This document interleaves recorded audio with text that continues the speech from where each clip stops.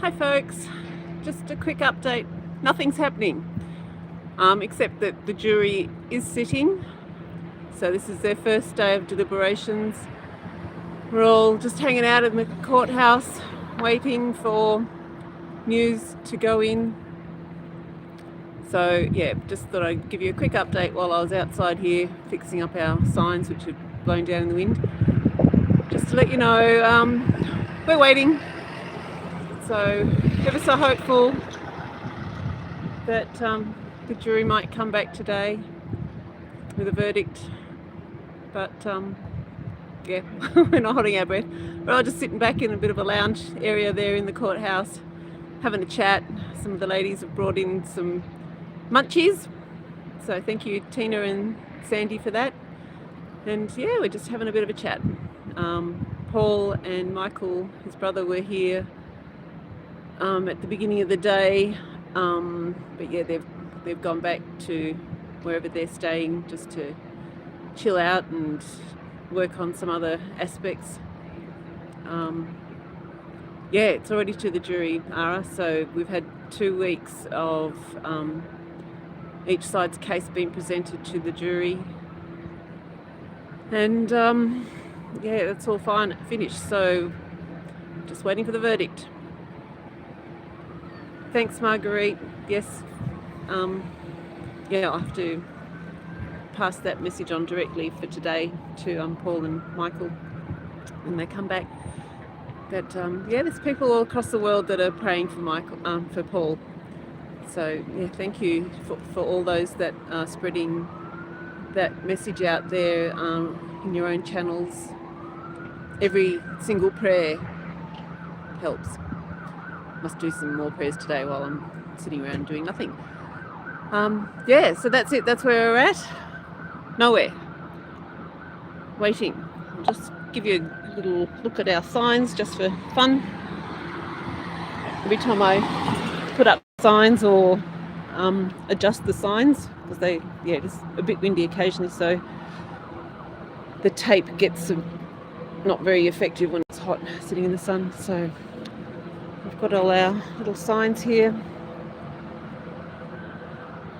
So people always come up and ask about what the signs are about, what the case is about. So giving people a bit of an education about that too.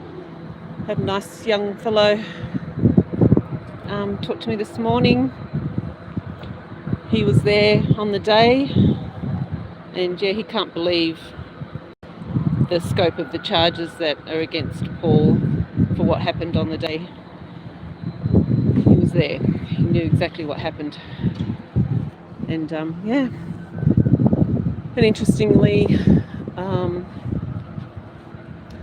he and other people that I've spoken to or heard about are looking to leave Australia because what they see as what's going on with the government to them stinks of communism.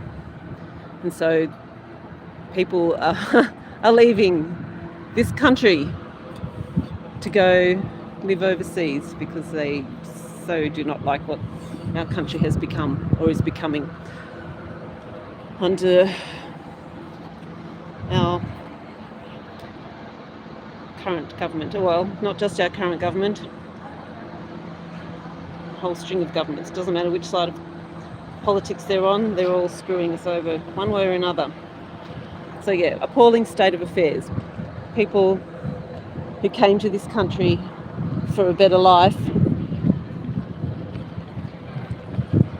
now can see that that better life is evaporating before their eyes and they're getting out.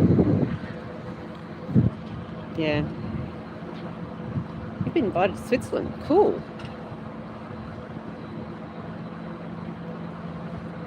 So the charges that the jury is deciding on, 2 charges, both of which carry a 15-year maximum penalty. So the same charges in both cases, just against 2 different police officers. And the charge is drive at or near police, and there's an intent or a recklessness factor, which is what the jury will actually be deciding. Was he reckless? Did he have intent to harm? So I think we can very safely say that there's no evidence whatsoever of any intent.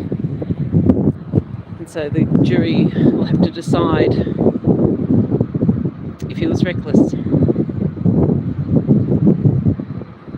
So that's 30 years worth of charges, and then there's some other charges that the public prosecutor has put upon him, which potentially have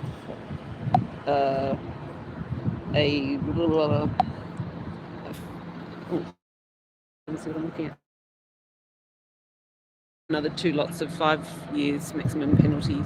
So hearing things from sources that have spoken to people in the know on the other side, they've been told that, there's no way he's doing jail time. So to me, if they think there's no way he's doing jail time, what on earth are they doing charging him with something that's serious? When it's clear to them that he's not, if there was any, is of a nature serious enough to warrant jail time. And meanwhile, we've had 2 weeks of a jury trial to decide what?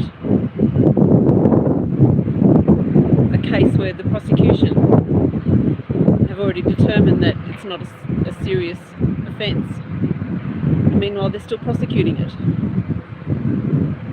What kind of bloody system is that?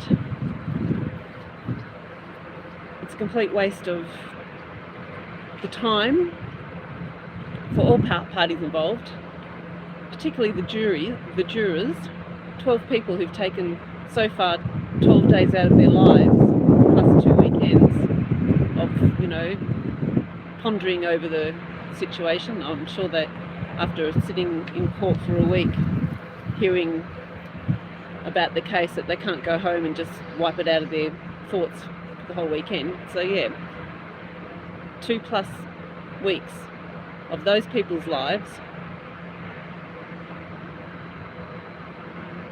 and the money that, the public purse has to spend paying them, paying the court, paying the prosecutor, the public prosecutor, and the police time. And we haven't even got to, the support crew for Paul and the hardship that he's undergone. It's just such a travesty. There's no other word for it. Anyway, I could rant on and on. I won't. Okay, I'll stop here. We're just praying that common sense prevails, if nothing else. Praying that the divine light of love, justice, sensibility shines upon the hearts and the minds of the jurors and of the judge. What else can we do?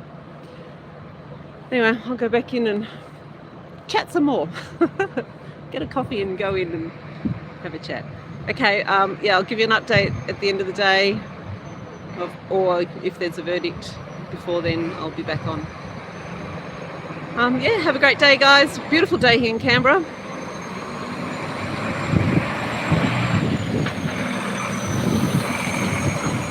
Weather's about to turn tomorrow back to a bit of rain and a bit cooler. But beautiful day today. Shame to be inside waiting. But anyway, we wouldn't be anywhere else today, showing support for Paul and his family. Okay, shine bright, share love, and I'll catch up with you later on. See ya.